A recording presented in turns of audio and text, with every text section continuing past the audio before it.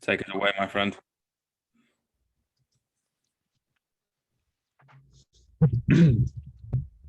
All right.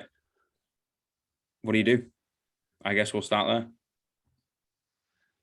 there. So my name is Byron Dempsey. I'm the host of the hosted #1 educational podcast for young people in Australia. I'm currently living in Sydney, Australia. So the podcast teaches practical life skills we should have learned in school for young people. Skills like communication skills, money and finance, financial literacy, consent education, a lot of stuff around mental health, just a lot of stuff I think we should have been learning in school. I'm also a head presenter for a program called Empower You.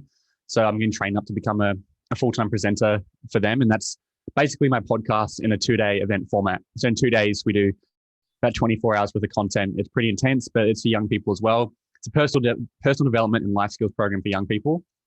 And almost the same as a podcast, we teach communication skills, money and finance, goal setting, et cetera, et cetera. And then finally, the main thing I'm doing right now is I'm working on a gap year project for in Sydney, Australia, and I'm looking to expand it around Australia. But it's basically just, I want to create a community of young people that can connect. We're going to have pub crawls, we're going to have boat parties, we're going to have regular events, bush hikes happening all the time. We're also going to be doing regular online workshops and educational workshops. So there's a bit of a educational side as well as a social and fun side. And that's really what I'm pushing towards over the next few years, to really grow that out and just grow my network and kind of see what happens. Wow, I think that the emotional maturity side and developing the life skills is so important, right? Like you can look back of people we went to school with and they might have got straight A's, but they will cross the street on a bend. You know what I mean? You're like, wait, hold on a minute. Like, it's not the wisest of decisions. Don't do that. I was like, and I think that's awesome, man. Like, give us a little insight into the types of stuff that you would go through then. Yeah, I mean, I mentioned a few before, like a big topic is money and finance, because obviously everyone is going to have to deal with money and finance. And, money isn't the key to happiness, but it definitely helps. You know what I mean? You need to be financially stable. That's a very important thing in life.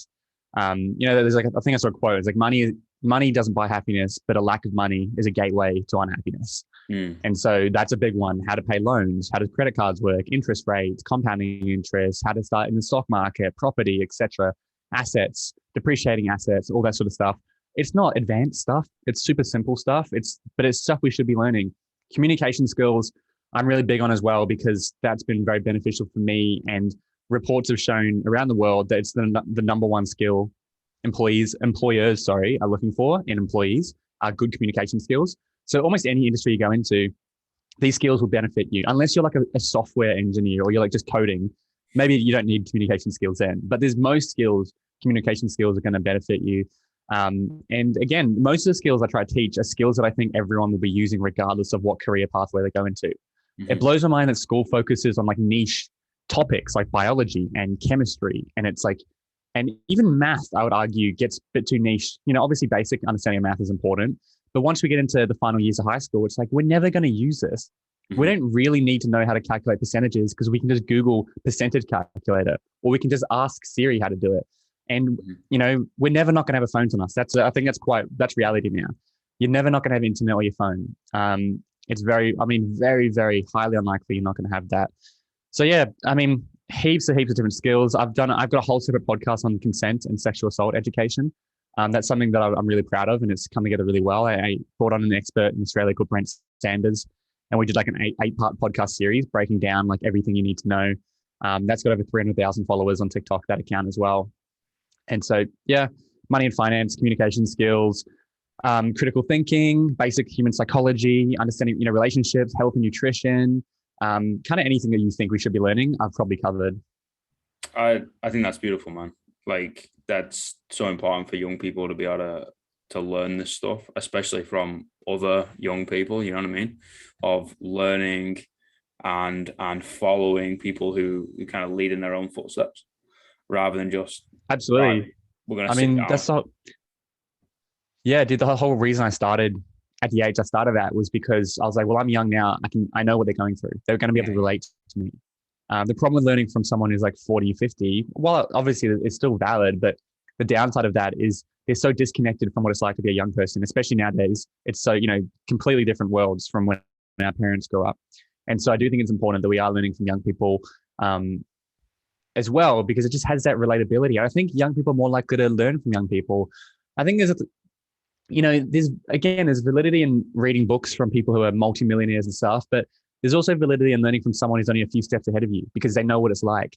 The multimillionaire CEO who's 55 doesn't know what it's like to be young nowadays. They don't have an understanding. They have some understanding, but not the same as a young person. So I do think it is important having a bit of mix. Yeah, you usually have better communication channels too, right? So if you're learning from this, we'll say a millionaire or billionaire or whatever, the CEO, right? You're learning from them, but it's a one-way channel. And if anything's misstrued, like that's it, you're kind of fucked. But if it goes down from someone who's got a couple of steps forwards, then you can kind of have that communication back and forth, and we can learn from each other, right? Rather than just like, oh Exactly. no, I am like a Jesus figure and you can all just learn from me and I'm perfect. It's like, no. That's far from the truth, right? Well, that's the entire point of the podcast. That's why I started the podcast, because it allows me to bring on experts. So I can be like the facilitator, I can be the guide, I can try and make it as easy for people to understand as possible. But I also bring on experts because I'm not an expert in all these industries. Especially when I started, I knew very little about most of the stuff. And so, yeah, it's a great way to bring on people and again, I don't necessarily bring on experts. I just bring on people who know more than me and are good communicators. I would rather have someone who knows less about the topic, but are good at communicating the topic than have an expert who's a bit boring, because people just won't listen. And so I really try and make it very Sorry, I got hiccups. Very conversational. The same way you mentioned before we started this, you don't want to do an interview, you want to have a conversation. I'm exactly the same. I don't plan out any questions for my podcast. I just wing it and see where it goes. And I think that is the best way to do it. Yeah, 100%. Like I always picture us sitting down in a coffee shop having a coffee and like just allow the conversation to go in that position. And hopefully one day I get to do that, you know what I mean? Rather than just through a screen. I think that's where those little nuggets come from, and those little beautiful life lessons that we can learn from each other and take away and blah, blah, blah. That's where it comes from, rather than like, what's your age? Where'd you come from? What's your answer to this question? It's like, no, life ain't like that, man. It's a gray area rather than black and white.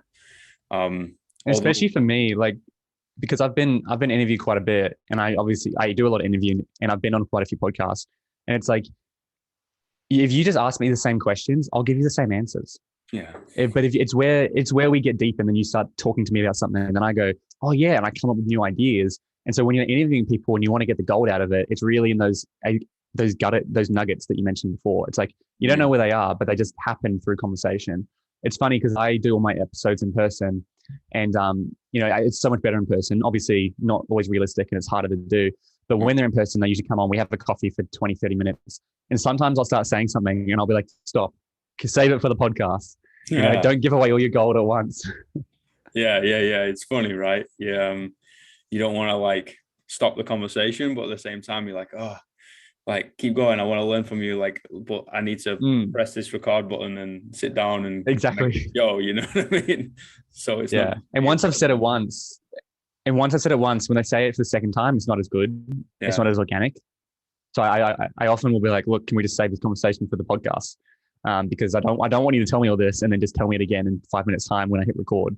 Yeah. Then it becomes a staged thing, right? Exactly.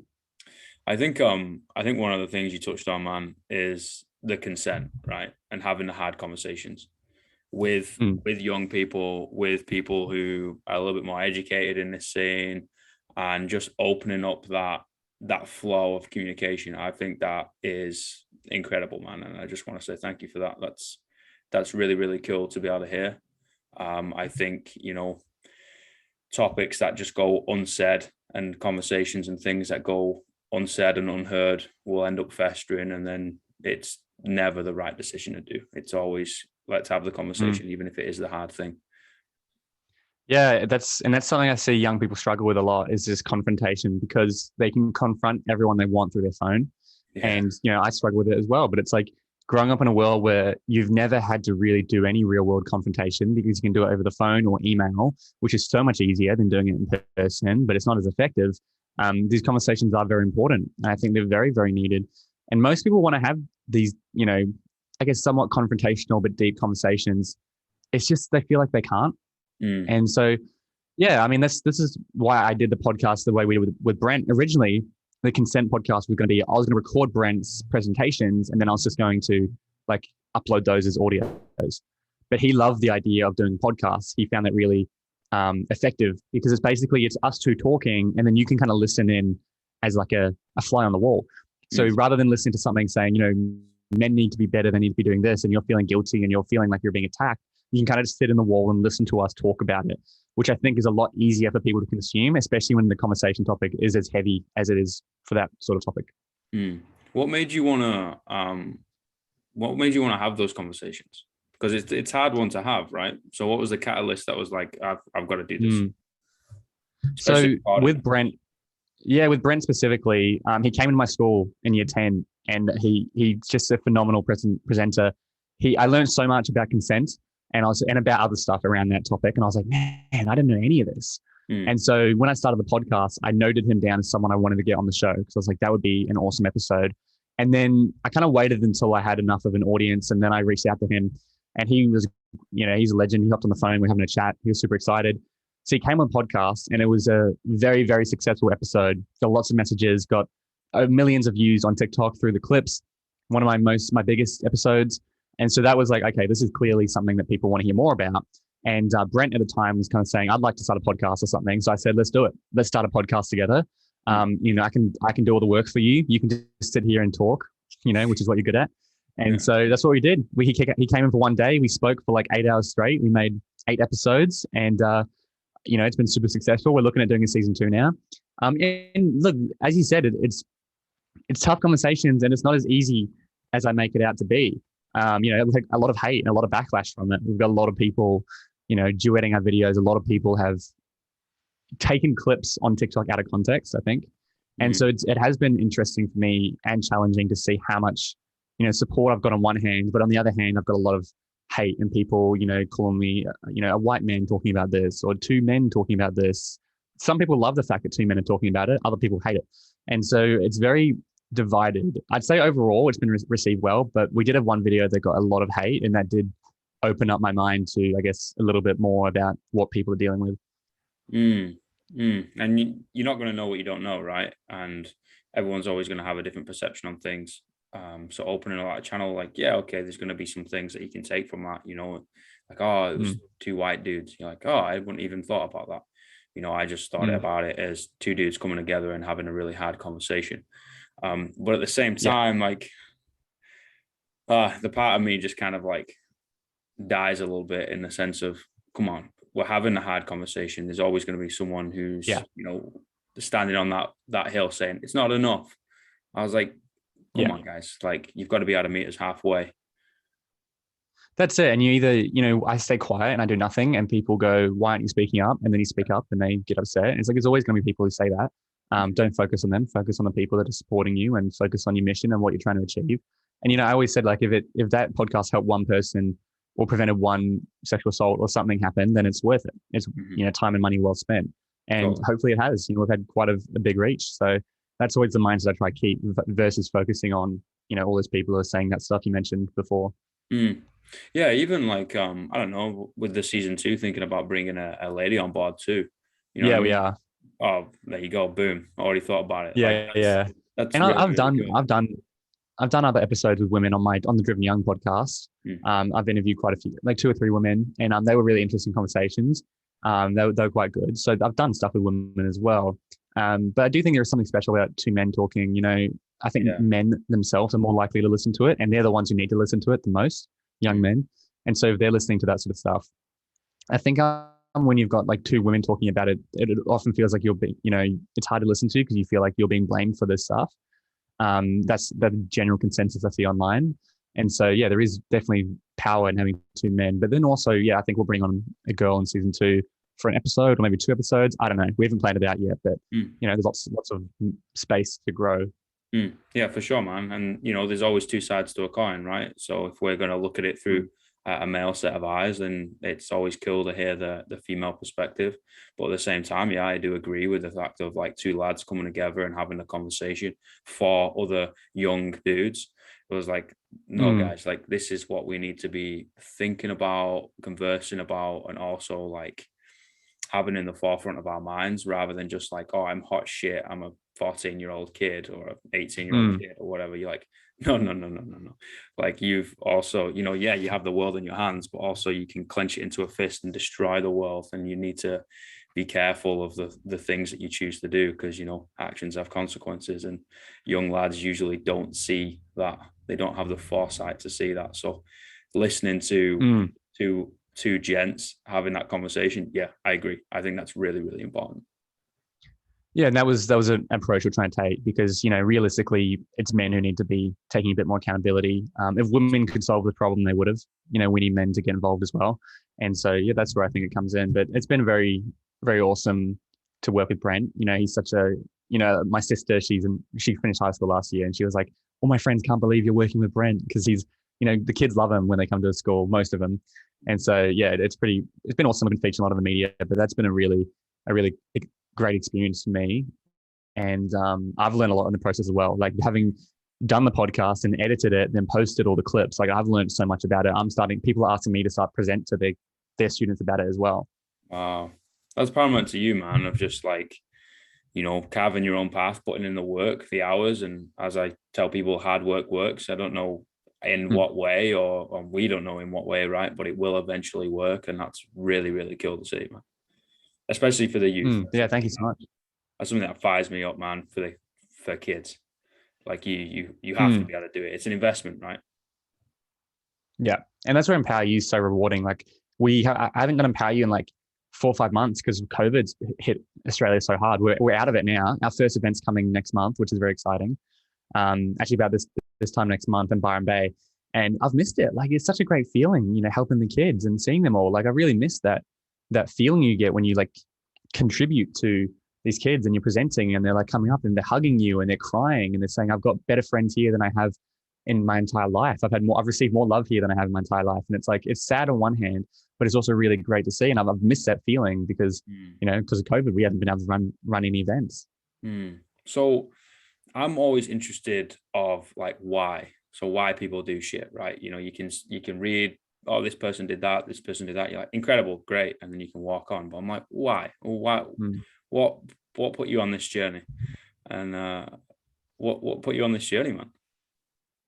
Yeah, so I wanted to be a filmmaker from a very young age. About 11 years old, I made my first little iMovie video as a school project, and I've been making videos since then. If you go on YouTube, you can find old clips of me in lightsaber battles and gunfights and stuff, and fake blood, all that sort of stuff.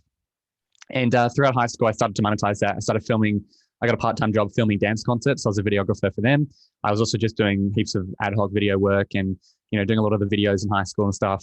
And so when I finished high school, I knew I wanted to be a filmmaker, but I didn't know how to get there. And I got into university, but I couldn't really see the value in studying for film because I was like, why don't I just go make videos? And so I was like, I'm just going to make films. And so about 6 months into my first year out of high school, I got a job with a guy called Glenn Carlson. And Gary Vaynerchuk? Yeah. You've probably heard of him. So like Glenn was making videos similar to Gary, like one of social media videos. It's very, very popular now. 3 years ago, he was not as popular, but I was basically following him around, shooting all these videos for him, making all this content for him. And as a result, I got to go to all of his events for free. I got to network with everyone there. I got to meet all these cool people. And it was just a really cool experience for me. And in such a small amount of time, I learned so much about personal branding and pitching and, publishing content and, growing as a brand and networking and all that stuff and business. And in the room, I'd often be the youngest by about a decade or so because it was like business owners. And the amount of people would come up to me and be like, man, I wish I had this when I was 18. I can't believe you're getting this knowledge at 18 years old. And so for me, I was like, well, why couldn't, I got lucky. I just happened to stumble across this job. I applied for it. I called them up. I was like, I really want to work for you. I'll work for free. So, it wasn't just luck, but I took advantage of the luck. And yeah, so that kind of went, oh, wow, obviously this is something we should be learning. I started having conversations with people about how, why aren't we learning in school? And everyone I speak to agrees. They're like, yeah, I wish we learned more of this stuff in school. So that kind of led me to go, okay, this is obviously an issue. I'll start the podcast. that can, I can use my video skills to grow that online. I can interview people. I can grow my communication skills as well. And then, the longer I'm in it, the more passionate I get, because I get messages each week from people. I've got some messages like I got to answer after this call from people who are like, the podcast is, I had a phenomenal message yesterday. I just read through it and she's like, for the first time in my life, I've actually considered what I'm doing and I don't want to do it. And that's because of your podcast. And I'm like, wow, that's huge. And so the longer I do it, the more passionate I get, for sure. And so that's really my why is probably the messages. I get DMs, and those DMs are like, they keep me going for sure. Cause it's just like, wow, if you can have this much of an impact just through like some words, which is just what a podcast is. Yep. Imagine what you can do long-term with the programs and when you get people together. And it's super exciting. It's helping people, man. It's living for something above and beyond yourself, instead of like, walking through life with spoons on your eyes. You actually open your eyes up and like, okay, how am I able to give back to people? What's lacking, and how am I going to help them? And you can't not be passionate about that. Seeing someone else benefit from the hard work that you put in, like that fires you up. And it's also fired me up hearing that story, man. That's so cool. Yeah, exactly. It's there's the six human needs, and the final two human needs are fulfillment and contribution. Contribution is one of the six human needs we say that we need in order to like thrive in life. Contribution. What are you giving? How are you giving back? It doesn't have to be financially. You could be giving back time. You could be, I think Empower You, the program we run, is massive contribution because you're contributing to these young people. And so, I think if you do feel like maybe you're not as fulfilled, I would have a look at how you can contribute more, how you can be more useful in society. I think a lot of people want to be useful in society, but not sure how to do it. And so, volunteering, Empower You, I don't get paid for that yet. When I started, I paid for my flights. I was, it was costing me like $400 and my entire weekend to go to this, to learn, to get trained up. I was paying to get trained. I'm paying. Now I don't get, hopefully in the future I'll get paid for it, but that's not why you do it. You know what I mean? I think your money can't be your only drive. Absolutely. Money can't be your only drive. Yeah, because it will become not enough, right? Yeah, and then once you get $100,000 a year, then you want 150, then you want 200, and it just, it's never ending. Yeah, and you don't get that fulfillment, like you said, and you need that purpose in life. You need something that's going to drive you out of bed in the morning. Like a pull factor is always stronger than a push, right? And like for me, definitely, I need to do that. That's what keeps my head level. That's what keeps me out of the cave, so to speak. Is helping other people. Like, other people might not be the same, but we have to be able to give back in any certain way, and it doesn't have to be financial. Yeah, I agree. Absolutely. And there's a whole, they say there are two motivators in life. We're either going away from the pain or we're going towards pleasure.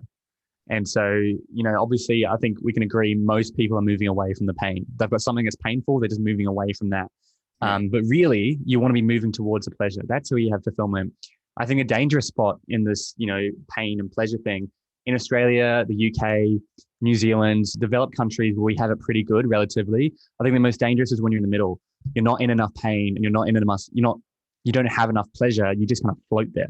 And as a result, you don't really achieve anything. You just work a job that you're not too lit up about. You earn decent money, but you're not, you don't have great relationships around you. You're just kind of like floating in the middle here, living a 6 out of 10 life. And I think a lot of people are living that life right now because you're too comfortable. It's so comfortable here. You don't have enough pain or enough pleasure to pull you or push you away. So be careful of that 6 out of 10 life. You never want to be too comfortable. Yeah, I mean, if things are comfortable, why would you want to change it, right? That's what people think, and they fear the unknown. Yeah. Big time. They always fear the unknown. It's a scary thing, but I would pose a question of, do you know 100% certain that you're going to wake up in the morning? And the answer is going to be no. Like, you can't guarantee that. You can be pretty accurate, right? You'd be like, yeah, I'm pretty much going to wake up in the morning. But nothing is ever 100% certain. Everything's risky, man. So take the leap. I think, exactly. And learn to embrace the unknown. I love the unknown. I love not knowing where I'm going to be in 6 months. I think it's exciting. I think you should definitely be leaning into that, especially while you're young, because while you're young, you can do that. You've got the time and the energy to do that. When you're a bit older, not so much. You might have kids in the way. You got a car and you got a house you got to pay for. So you can't take as many risks. So that's always the biggest message I push on young people. It's like, take as many risks as you can now, because the consequences if you fail are so minimal compared to when you're older. So take those risks now. There's the top regret of the dying was, they talk about, they always look back on the risks they didn't take. Mm-hmm. They look back and they go, I wish I had taken that, because even if you take a risk and it fails, at least now you gave it a shot and you tried. But when they're on their deathbed, and old people on the deathbed, they go, I regret the risks I didn't take, because it's unknown. It's scary, but you need to take it, And I've taken a lot of risks and a lot of them have failed. But if you keep taking risks, eventually one will land. 100%, man. And, all you need is one. You need one yes. It's like a deck of cards. I learned this analogy in a deck of cards, and it's like if you've got a deck of cards and you're just flipping one card over at a time, and you're going to get the ace, right? Let's say the ace represents something succeeding. And so you flip it over, 7 of hearts, flip it over, 8 of diamonds, flip it over, 2 of spades, keep flipping it over. But the thing is, every single time you flip it over, there's now less cards in the deck, which means you have a higher chance of hitting that ace. Mm-hmm. And so if you think of it like that, every time you take a risk, it's going to fail. But every time you take a risk, you're going to learn, you're going to get experiences, and you're going to get that much closer to the ace, which is, of course, you succeeding, whatever it means to you. Success is obviously very subjective and depends on your own definition of it. But yeah, I think people take one risk, they fail, and they give up and they don't take any more. No, that's not how it works. Yeah. So people want to quit with a 100% track record, right? You look at anybody, no one's got a 100% track record. Everyone's fucked up somewhere. Everyone's had to fail or go down the wrong path or choose the wrong thing or whatever. You're not gonna go 100 and 0. It's not gonna happen, man. Life's gonna slap you in the face and tell you, no. I'm the one who's gonna win here, not you. And even if you do go 100 and 0, you won't be as fulfilled because it must have been easy. Yeah. Like the thing is, when you struggle, when you lose, you appreciate when you win so much more because you're like, I've earned this. If you went 100 and 0, then you'd probably be craving more of a challenge. You'd be going, well, no, your life is too easy. So I do think, understand that every time you fail, it's going to make when you succeed that much bigger and that much better. So yeah. And it's like, there's that quote, the hero and the coward have the same fear, but the hero does it anyway. People think people could just do it. No, they have the same fears as you. They just push through it anyway. I had the same fears of starting a podcast as everyone else. I had the same fears of putting out content online as everyone else, but you do it anyway. Mm-hmm. And that's really what bravery is. Because if you're not scared, then it's not really bravery because you're just doing it. Mm-hmm. Bravery is when you're scared, but you push through it and you do it anyway. Do you know Brené Brown? Yeah, she's great. Yeah, with like courage and vulnerability, and they're going hand in hand rather than two separate things. I think it's so true. Yeah, man. She said, I talk about that a lot, how she says, vulnerability is a strength, not a weakness. Mm-hmm. We've kind of grown up in society, especially for men, that we think vulnerability is a weakness and crying or showing that is a sign of weakness. But really, as Brené Brown says, it's a strength. And that's something I struggle with and I'm always trying to work on because I love that mindset shift. Why do you think you struggle with it? Do you think it's societal? Do you think it's parental? Do you think it's just innate? Yeah. I think it's just how I've grown up. My granddad grew up in New Zealand, pretty hard.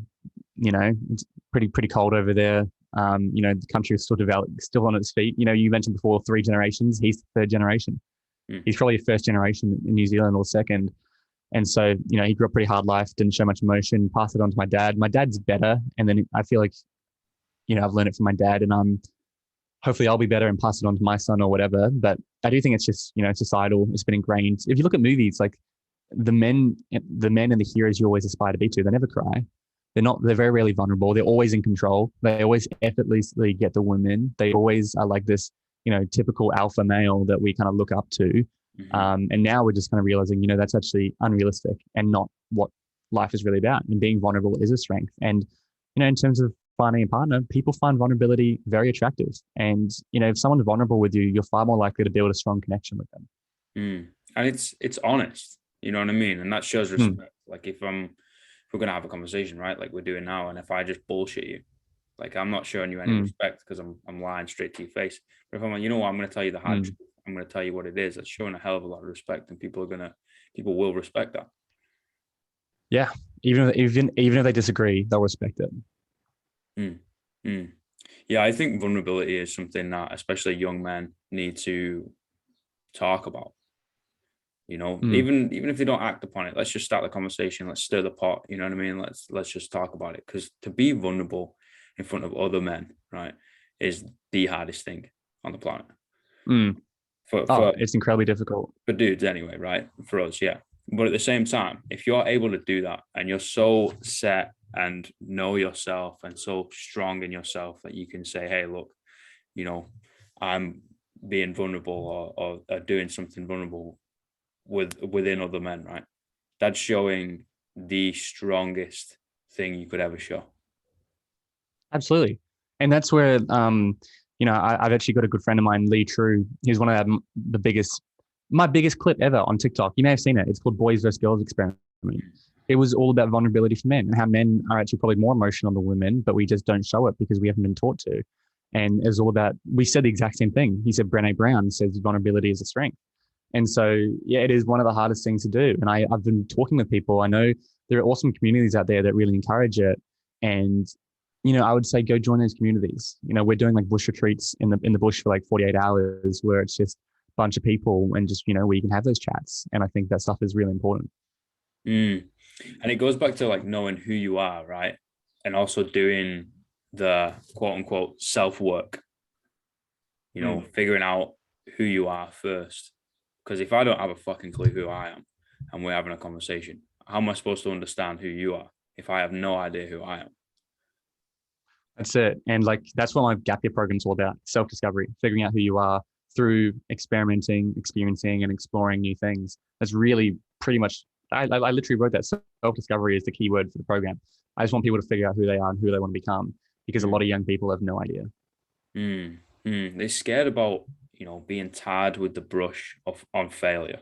You Mm. fail or you go down something or you try something or whatever. And it's like, now you are this thing. It's like, no, you're a human being. That's the only category that you sit in.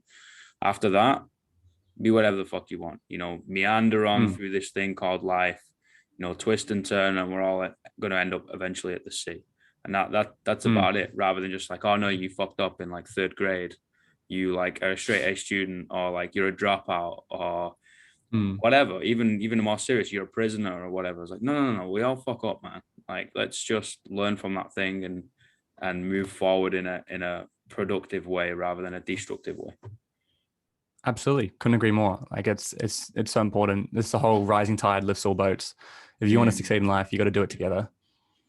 That's a good quote. I'd really like that quote. Yeah. Not mine, but I heard it from somewhere. Yeah. can't just nick that one. Yeah, man. Yeah, So go ahead. going back to communication, what would you say is the key points if people are going to take this as a little clip and you'd be like, right, communication, take these points, go do it? Yeah, communication is, first of all, the most important thing is to recognize that it's a skill that you can develop and you should be focusing on. So consciously start to work on it. And then just understanding skills, like matching and mirroring, how to build rapport with someone. There's a quote that we love to talk about: people like themselves. So if you want to communicate with someone, figure out the things that you connect with. The beginning of this interview, you said you're in Christchurch. And I said, I grew up in Christchurch. Bang. It's a little thing, but you're like, oh, we've immediately got some sort of connection there. I grew up in Christchurch. Are you in New Zealand? And we spoke about the countries. You haven't been to Australia yet. just little stuff like that. And so people like themselves. So when you're looking to go on a job interview, find similarities that you guys can relate on. And by the way, if people want to find out more about communication, we've done entire episodes on this. But when it comes to building a network, we use a philosophy called the 1,000 doors, which my good friend Joe Weeby came up with. He's helped me run the Gap Year program, very, very close person in my life. And it's how I've been living my life for the past 6-7 years. I didn't realize it was in this framework, but basically we say, if you're in a room and let's say there's 3 doors in front of you, now you don't know what lies behind those doors, but behind each door could be 1,000 more. The problem about the room is it's very comfortable. Now, a door is an opportunity. This might be opening a door right now. You might introduce me to someone after that, or I might introduce you to something. And so if you just see the world as doors, and rather than seeing one thing like, oh, I'm not going to do this interview with Alex because I'm short for time or something, but I don't know what's going to happen. There could be 1,000 more opportunities that happen out of that, or maybe there's nothing, and that's okay. And if you approach the world with that mindset, stuff just starts happening slowly over time. You can start building momentum. You'll start noticing things. And we say the fastest way to open doors for yourself is to focus on opening doors for other people. Rather than working on how do I get this for me, you want to focus on how do I get this for someone else. And as a result, they will then help you start opening doors. If you do that, then you're going to be ahead in life. That's the number one communication networking skill that we use. It's not a skill, it's more like a philosophy or of a way of living life, but that's the best way. And again, I've got episodes on this if people want to find out more. That's so important, dude. And I think the really key takeaway point is trying to open a door for the people. That's the it. same thing that Gary Vee says, right? Jab, jab, jab, right hook. Give, that's ask. it. And like kind of, that's blown my mind a little bit. That's a good one. It's I do a whole presentation on it. I talk about communication. I encourage people to message random people. We talk about gratitude and a whole bunch of other stuff. Don't have time to go into it, but there's a lot you can unpack there. And again, this is all free. People can find this for free, so there isn't really an excuse. Lack of information is not an excuse anymore. No, it isn't, and neither is lack of connecting with people. Right, because you might shoot your shot and try and turn up at university and the lecturer's not there, right? Cool, you can't find them. Or I can't knock on your door and be like, hey, can we have a conversation over a coffee? It's like I'm separated by borders and seas here, you know what I mean? Yeah. Can you shoot your shot on Instagram? No. Cool. Then you got Facebook. Can you do that? No. Now you got email. Can you do that? No. Now you got TikTok. Can you do that? No. Now you got LinkedIn.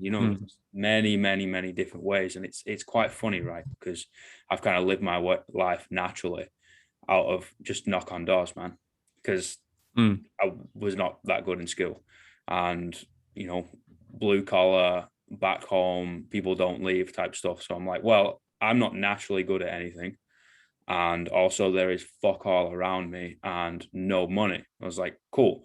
So if I just knock around with this in this little circle, then I'm probably not going to get anywhere. Cool. So how else do I need to do this? Oh, I'll just go knock on doors and try and figure this out. And now the internet, like you said, has destroyed those excuses of I can knock on doors by messaging you on an email. And the interesting thing is, the easy counter argument to what you just said is, well, it's open doors for everyone. Now everyone can do this, which means there's more competition. That's true, but it's also not. People just aren't doing it. People just, even though they have this stuff, they're not going to message, they're not going to reach out, they're not going to do it. I often encourage people at the end of my episodes to reach out to the guest or whatever. Or, when I did the 1,000 Doors presentation the other day, I said, so my book came out recently. I don't know if you saw, it's right here. It's called 18 and Lost, So Were We. And I said, on this presentation, there were about 80 people on. And I said, anyone who messages 10 random people, just saying, hey, I hope you have a great day, send me the screenshots and I'll send you a free copy of the book. And that cost me $8 to send a copy of the book. So I couldn't afford, that would have been an $800 if everyone did it. That would have cost me $800. 10 people did it out of 80. All they had to do was message, copy and paste the message and send it to 10 random people. But people just won't do it because it's, what if they judge me? It's who cares? Just do it. And to be honest, I'm surprised even 10 did it. I was super stoked with that. But yeah, even though you might have this mindset block, oh, everyone's doing it now. Nah, no one's doing it. Very few people are reaching out effectively. If you're young and you reach out authentically, my God, people want to help young people. People want to help young people. If you're 15 reaching out, if a 15-year-old reaches out to me, and they do sometimes, I'll get coffee with them. Of course I will. I'm not going to say no. They're 15. How cool is that?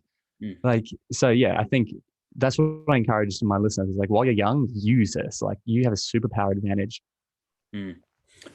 First of all, when obviously we stop recording, so don't plaster it all over the internet. Let me know where I can, if I can send some dollars and get myself a signed copy.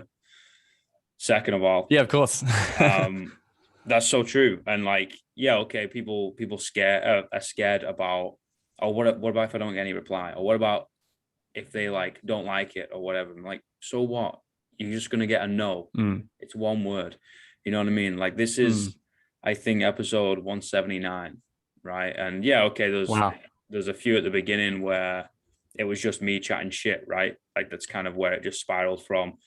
and a couple of like repeats and whatever. But there's been a lot of people, right? And I've just had some conversations with, and I would say about 20, every 20 emails I send, I get one reply. Yeah. And people are just like, well, how do you do it? And I was like, I don't know, man. You just got to just keep going. Just figure out a way.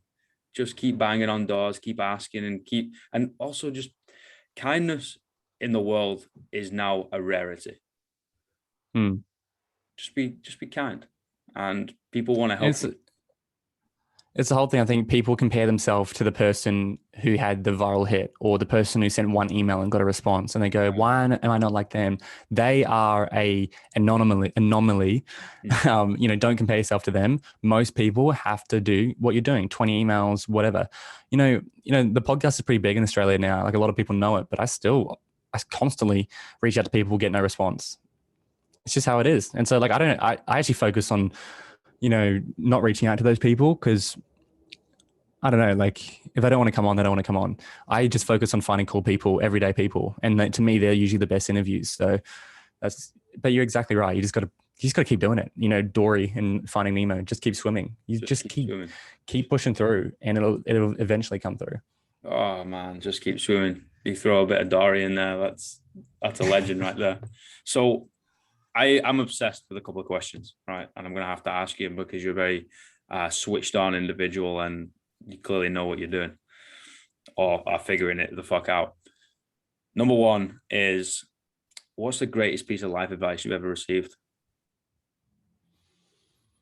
This is an interesting one because like, it's what I do. I ask advice on a daily basis to my guests. I think it harps back to what I said before. It's like, take risks. While you're young, take every risk that you possibly can, and don't listen to anyone else. Just follow what you want to do, get in tune with what you want to do. The amount of people I meet who are misaligned, all my friends now, they've all got stories, I was misaligned, now I'm doing this. Every episode, people are like, oh, I went to do this, now I do this. So just take that risk and, understand that, life is just, when you're on your deathbed, it'll just be experiences. There's that quote, the top regret of dying. And it's like, I forget what it is. I don't know how I forget it. I've said it so many times. Yeah, I can't remember what it is, but that was really good advice I heard. It's just take risks. Get out of your comfort zone as many times as you can while you're young, because now's the best time to do it. And you're too young to be comfortable. Like, you shouldn't be comfortable when you're young. You should be constantly getting out of it. You should be constantly pushing yourself, trying new things, because if you fail, you move back home with your parents. Who cares? Not the end of the world. 100%, man. And even if you don't, you know what I mean? You can figure it out. Like, I've been homeless before twice, and it's fine. You'll figure it out. Like, trust me, like it's rough shit. But honestly, if I was to give anybody anything in life, I would give them rock bottom. And that sounds really fucked up, but like, you figure out what you're made of, and you figure out that if everything else, why? Away, go on. It's the whole pain pleasure thing, because most people are here. So if they go to rock bottom, then they go to the pain, and now they're in pain. They have to get out of it. They've got no other choice. If you're sitting here, you're too comfortable and you don't leave. And that's where most people are. And so when they go to rock bottom, they've got so much pain hitting them. They just can't go on. The only place to go is to go up. And so they're moving away from the pain. And hopefully after that, they get away from the pain, then they can switch that to chase the pleasure, which is whatever they want. But that's why. It is dark, but I agree. I think hitting rock bottom, obviously it's horrible at the time, but long term, if you decide to take control of your life, it can be the best thing that's ever happened to you. Yeah, it really will. Like, back against the wall, what are you going to do? Or gun to the head, what are you going to do? You know what I mean? Like, yeah, it sounds like really serious and really strict. Sometimes you got to be like that with yourself and just be like, what are you going to do? Like, because I can't go backwards and I can't go side to side. So it's either I'm going to sit there in the corner and am I going to eventually like stop playing this game called life, or am I just going to go forward and figure this out? And you have to go forward. Yeah. And look, some people don't go forward, and we're seeing that a lot nowadays, which is really sad. But that when you hit rock bottom, they're the only real two choices you've got. You can either keep moving or just give up. And hopefully you don't give up, so just keep moving forward. 100%, man. And second question, what's the worst piece of life advice you've ever received? I think, the stuff you learn in school, is such bad advice, like in terms of life advice. Like the way we're conditioned to go straight into uni, and you know, we're conditioned to chase these career pathways that are very high status, like lawyer, doctor, engineer, blah blah blah, software engineer, whatever it is, regardless if that's actually what we want to do. And so I think I personally probably haven't received any advice like that specifically, but just the pressure that society puts on young people and the advice that we kind of constantly hear through like parents, teachers. I'm not even too sure that that is what success is. I think the worst piece of advice is that you should be chasing success in the idea of societal terms of success.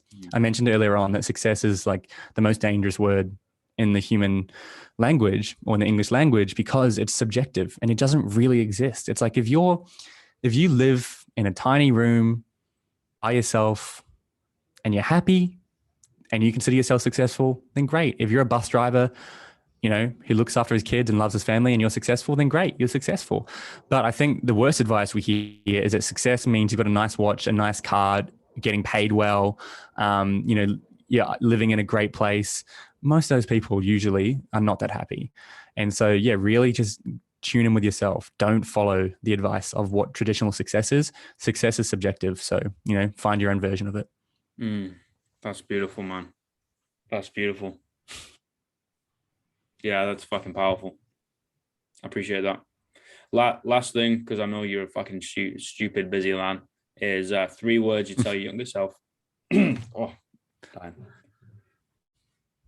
3 words you tell your younger self: take the risks. Just go back to that. Probably take the risk. It's like, it doesn't matter what it is. I don't care what it is. I don't need to know what it is. Take the risk. Whether it's, you know, asking someone out, whether it's, you know, traveling, moving across countries, wherever it's doing this, whatever it is. I don't need to know what it is. I don't need to know your scenario. Just take the risk. Well, I'm fired up. I know everyone else will be fired up. Brother, I really appreciate your time. I will make it across the pond and we'll grab a coffee sometime. Absolutely, man. Love to. Let me know when you're here. Yeah, man, totally. I really need to go over to Oz. We'll get double jabbed and sort out all the bloody visas and all that bullshit. But other than that, yeah, it's on. Send me a link about how to get the book, but I want it signed because absolutely, you're sat on that pedestal, I'll be like, hey, I got a signed copy of this fella's book. Yeah, mate, I got like 50 copies downstairs. I can send you one from here. Easy. All right, mate. I really appreciate your time, brother, and we'll catch up soon. Thanks so much, man. Have a good one. Man. Take it easy.